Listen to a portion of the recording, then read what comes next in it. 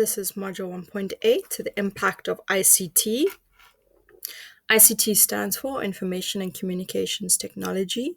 We are looking at different types of computing devices and the impact that that has on different areas. So, in our life, how we live our life, what kind of influence has ICTs had? There's 6 areas that we're going to be focusing on: communication, access to information, leisure, impact on the home office, impact on education, and crime, computer criminals. Communication. Well, ICT has provided us with a wide variety of ways in which we can communicate. Social networking sites, instant messaging allows us to stay in almost constant touch with our friends 24/7. We blog, we can microblog to keep people informed of our opinions. We can use email to communicate in more detail. This means of communication are no longer limited to people who own computers or live in cities, because we can access them with smartphones, tablets. We can use data if we don't have a fiber connection. One of the things to think about is the over availability of communication. Basically, we are never not in contact. We don't switch off. The light of a smartphone can cause issues. The sound of smartphones being interfering when we're sitting, maybe watching a movie at a movie house, and someone's phone is just constantly beeping. Going to a restaurant and just seeing people constantly on their phones, we're never able to escape them. Next area we're looking at is access to information. If you're interested in this, you should really consider studying information systems at university. It's a very interesting field, or informatics, which is all about access to information. Who has it? How do we get it? How do we get it quickly? Who can process this information? So the most competitive edge in business is who has the best information, most accurate, most correct at that time. Who can process this information in the best and quickest way. Information can be distributed using email, the World Wide Web, SMS, MMS, cell phones, social media, TV, radio. Plagiarism and infringement of copyright are serious offenses, and they've become much easier to detect, and their consequences are far greater than they used to be. Leisure. We all like to unwind. How we unwind, computers and computing devices have changed those kind of things. Movies, books, newspapers, magazines are now all available on your smart device. In fact, we often think if we've read a few articles that we're an expert on a particular topic. Travel is far easier. You're able to book your accommodation. Maybe it's Airbnb, airline tickets online, get a best price by comparing different airline companies. You can view and investigate places to travel to. You can read about other people's experiences using different review sites. Online computer games have evolved. They can consist from simple card games to highly involved multiplayer battle simulations. In fact, the rise of esports and the amount of people that enjoy watching esports being played is totally it speaks to how the leisure and the entertainment areas changed over the last couple of years. The fact that you can just binge watch series, you can lockdown, we couldn't go to the gyms. Programs like Jeff Fitness, you can watch your exercise on your computer. You don't even have to go to the actual gym. It's just totally changed the whole industry. 4, impact on the home office. The power of the computer makes it easier for one person to perform many tasks in running their own business.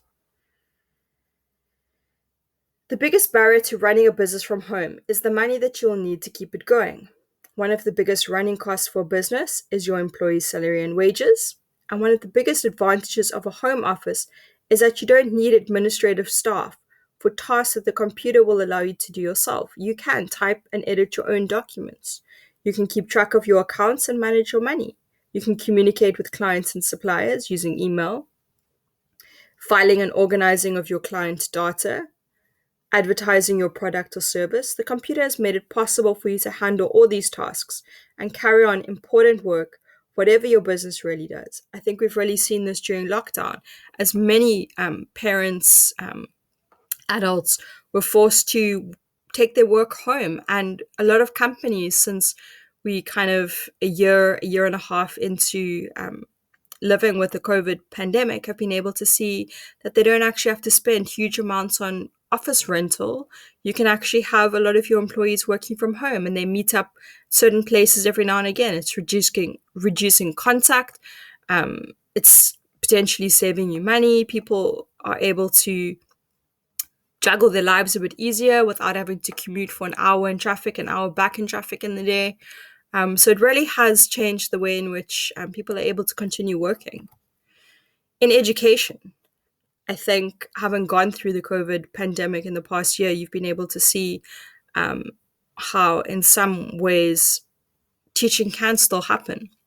Yes, there are challenges. Does everyone have access to a computer? Does everyone have access to reliable internet? Do they have space in order to download content onto? These are all legitimate challenges that we are faced with. But overall, the fact that your school can continue teaching using all these tools that are at our disposal. The management of a school, creating timetables, whether it's test timetables, class timetables, typing exam papers using word processing programs. Teachers don't have to print it to give it to somebody else to proofread. They can actually use proofreading tools built into your word processing programs. Communicating with your parents via email and SMS, and in fact, being able to have maybe parent-teacher meetings using Google Meet, calculating marks in a spreadsheet, and being able to pull that into a report program. Teachers using ICT to present a lesson, the use of data projectors to project what's on the screen, smart boards to allow for more interactive presentations. In fact, during the lockdown, teachers were able to use Google Meet to present what's on their screen to the class, so you can still see. During load shedding, we're able to keep the Wi-Fi up at school. Teacher can still present their screen using a program like Google Meet. ICT used by learners, they're able to type their projects in a word processor and submit it in Google Classroom, getting help with their maths on their smart devices using different apps, or using some kind of online education tutoring system to help you learn. Playing videos that contain the content for the lesson from YouTube, researching for projects online. Computer crime. This is obviously the greatest negative that has arisen. What is computer crime? It is any crime that involves a computer and a network, most probably the internet. Computer may have been used in the commission of a crime, or it may be the target. So we're going to look at a couple of different categories. Just a little cartoon there. So we're going to look at different categories or types of computer criminals: identity thieves, scammers and phishers, botnet operators, employees, hackers and crackers, organized computer crime syndicates. Identity thieves. An identity thief is a person who steals another person's identity so they can pretend to be the person whose identity they stole.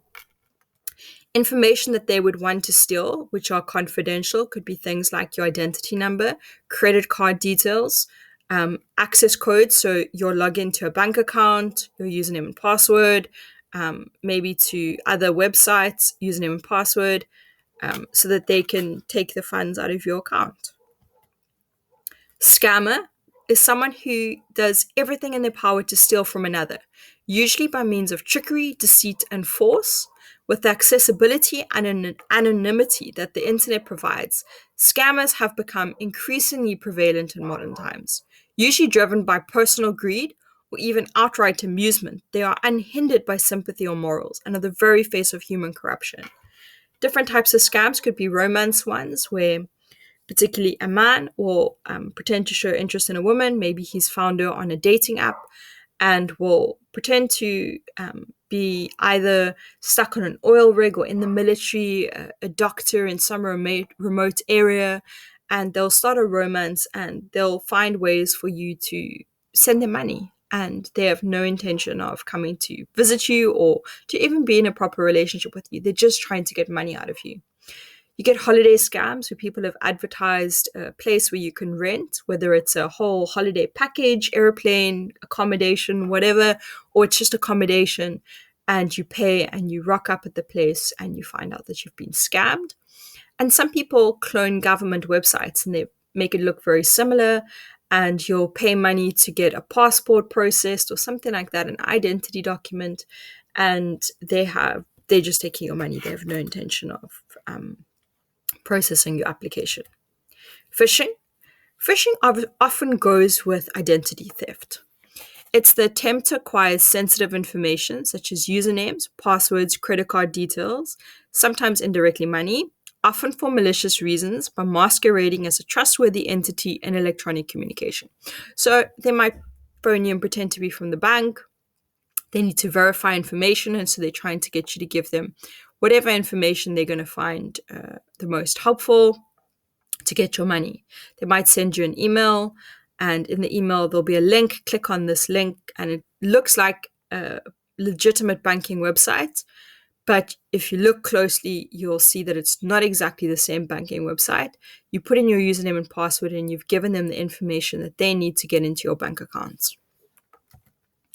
Scammers and phishers.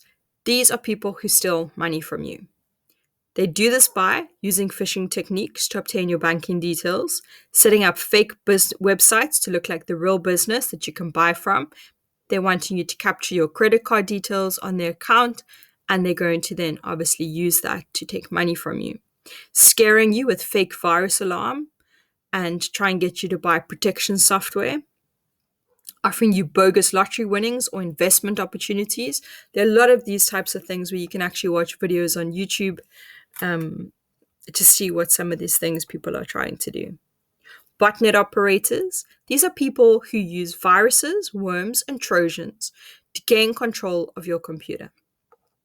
A group of compromised computers then form a botnet that is remotely controlled and used to do things such as sending spam or attacking other computers online.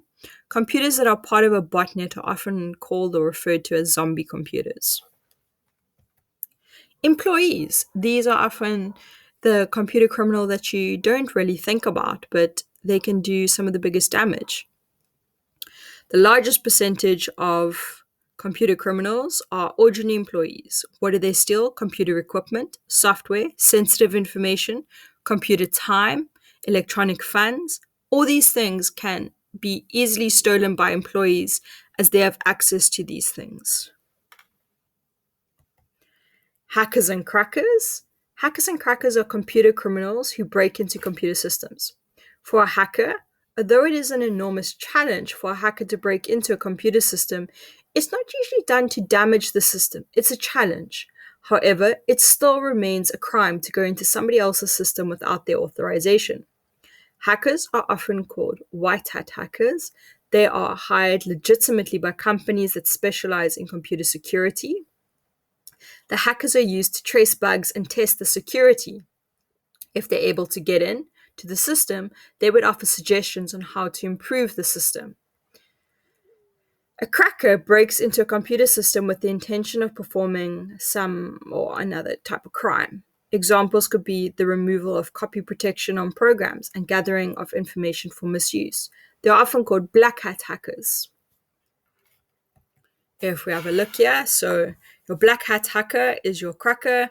They are offensive in nature. They are trying to attack, and they are not good. They have extraordinary computing skills. They are doing destructive work. They are trying to get money from you, data that they can sell, etc. Your white hat hacker, the individual professional hacker used for defensive purposes, so companies employ them to test their systems and make sure that it's safe. Hacker, cracker. Gray hat is someone that's kind of in the middle. They'll sometimes do good things, sometimes they might do bad things. And so they're kind of in the middle, sometimes doing good, sometimes doing bad. What motivates a hacker? Well, obviously, they want to make financial gain, money, their moral compass, fun or the thrill of it, notoriety, just to be known as maybe the greatest or something like that. Anonymous is a loosely associated international network of activist and hacktivist entities. A website normally associated with the group describes it as an internet gathering with a very loose and decentralized command structure that operates on ideas rather than directives. And they basically will call attention to maybe bad things that are happening, and maybe someone's done something bad online and they've kind of think they've gotten away with it, and they'll hear about it. Anonymous will hear about it, and they'll all go hack that person and put information about them online. And if you do want more information about them, there is a link where you can actually watch. Computer crime, organized computer crime. Criminals use computers to commit crimes. These could be running spam businesses and botnets, stealing secrets either for blackmail or to sell to competitors, copying and selling CDs and DVDs legally, using computers and printers to forge documents such as passports, certificates, paper money, even credit cards. Yeah.